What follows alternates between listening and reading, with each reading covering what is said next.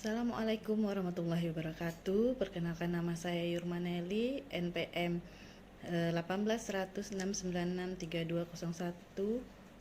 18.196963201 jurusan Administrasi Negara, Setio Muara Bungo.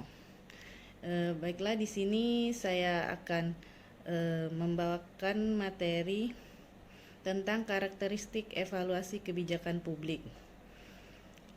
Karakteristik evaluasi kebijakan publik itu terdiri dari 4, yaitu yang pertama fokus nilai, yang kedua interpendensi fakta nilai, yang ketiga orientasi masa kini dan masa lampau, yang keempat yaitu dualitas nilai. Gambaran utama evaluasi adalah bahwa evaluasi menghasilkan tuntutan-tuntutan yang bersifat evaluatif. Di sini pertanyaan utamanya bukan mengenai fakta, apakah sesuatu ada, atau aksi, apakah yang harus dilakukan, tetapi nilai, berapa nilainya. Karena evaluasi mempunyai sejumlah karakteristik atau sifat evaluasi yang membedakan dari metode analisis kebijakan lainnya. Baiklah, yang kita memasuki yang pertama, yaitu karakteristik yang pertama, yaitu fokus nilai. Evaluasi berbeda dengan pemantauan, dipusatkan pada penilaian menyangkut keperluan atau nilai dari suatu kebijakan dan program. Evaluasi terutama merupakan usaha untuk menentukan manfaat atau kegunaan sosial kebijakan atau program, bukan sekedar usaha untuk mengumpulkan informasi mengenai hasil aksi kebijakan yang terantisipasi. Karena ketepatan tujuan dan sasaran kebijakan dapat selalu dipertanyakan, evaluasi mencakup prosedur untuk mengevaluasi tujuan-tujuan dan sasaran itu sendiri. Di sini evaluasi juga sebagai esensi dan nilai terhadap program kegiatan dan atau agenda kebijakan, bukan hanya sebagai usaha untuk mengumpulkan informasi terhadap output dari kebijakan tersebut, baik yang bisa antisipasi atau tidak. Evaluasi mempunyai tujuan memastikan bahwa kebijakan dapat berjalan dengan baik. Oleh karena itu, nilai menjadi target utama dalam evaluasi kebijakan. Yang kedua yaitu interpendensi fakta nilai.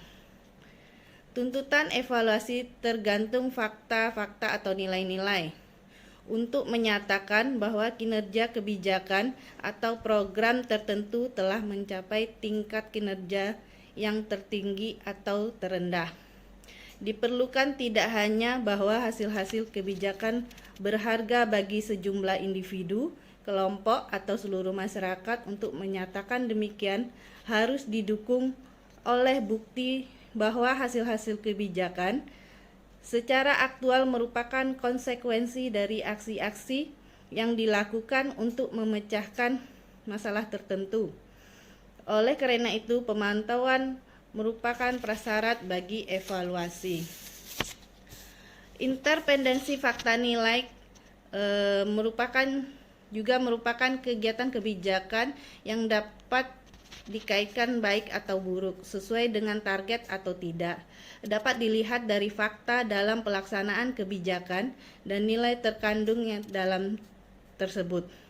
Semua dapat menerima manfaat dari kebijakan yang dilakukan.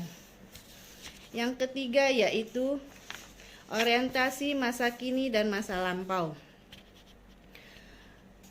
Tuntutan evaluatif tidak hanya berbicara pada tahapan akhir masa kini, tapi juga dilakukan pada tahapan-tahapan sebelumnya masa lampau, seperti rekomendasi yang bersifat prospektif dan dibuat sebelum aksi-aksi dilakukan.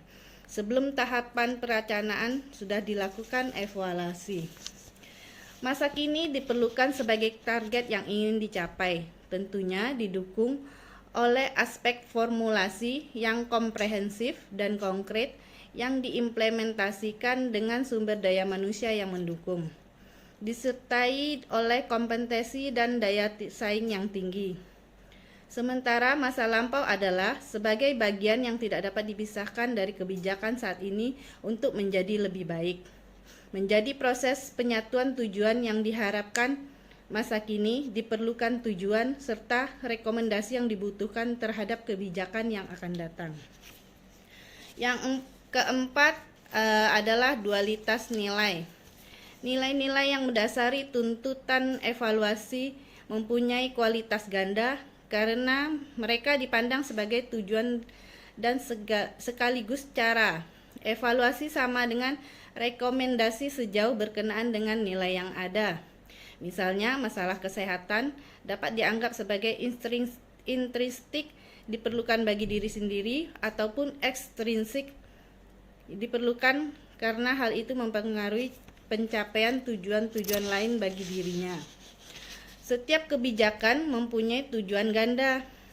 Selain mencapai tujuan yang diharapkan dalam program dan atau kebijakan, kebijakan juga sebagai role model dalam pengambilan kebijakan yang akan datang. Demikianlah materi yang dapat saya sampaikan. Salah dan kurangnya saya mohon maaf. Saya akhiri, wabillahi taufik wal hidayah. Wassalamualaikum warahmatullahi wabarakatuh.